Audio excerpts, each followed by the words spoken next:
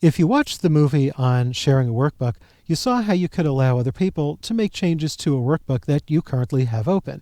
And that's great, but what if you want to be able to see those changes before you allow them? Sort of like moderating the workbook and saying, yes, I'll accept this change, but I won't accept that change. Well, that's what the Track Changes feature is all about. So let's go to the Review tab over here. And in the upper right corner in the ribbon bar, choose Protect and Share. And we want to enable this box to share with Track Changes. And I'm not going to put in a password, but something you should know. If you do put in a password, then the people you're sharing it with will not be able to turn the Track Changes feature off. Well, maybe that's what you want.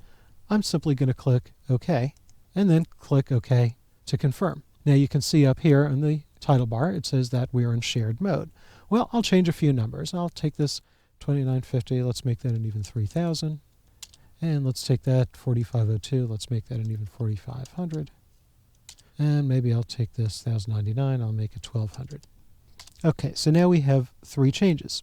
Now, what we want to do is we want to see what changes have been made. Now, keep in mind, the changes we're going to see, they could have been made by anyone who had this workbook open, not just by you. Not only that, but these changes could have been made at any time, not just when you're sitting there with a file open. So what we want to do here is we're still on the Review tab, click Track Changes, and then choose Highlight Changes. Let's move this out of the way. And we can see changes since the last time we saved, and everyone, not just you, and we want to highlight the changes on the screen. Click OK, and now it highlights those cells that were changed.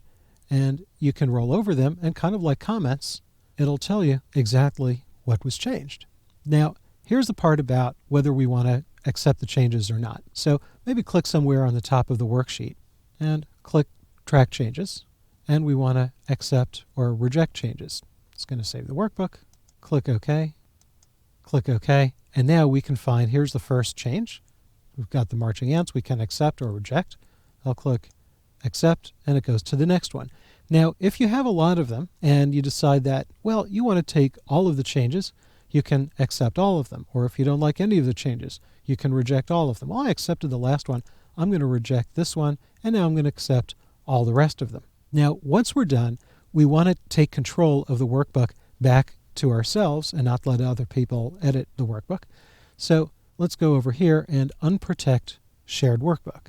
And now we want to unshare the workbook. So click Share Workbook, deselect that, click OK, click Yes to confirm, and now it's no longer shared.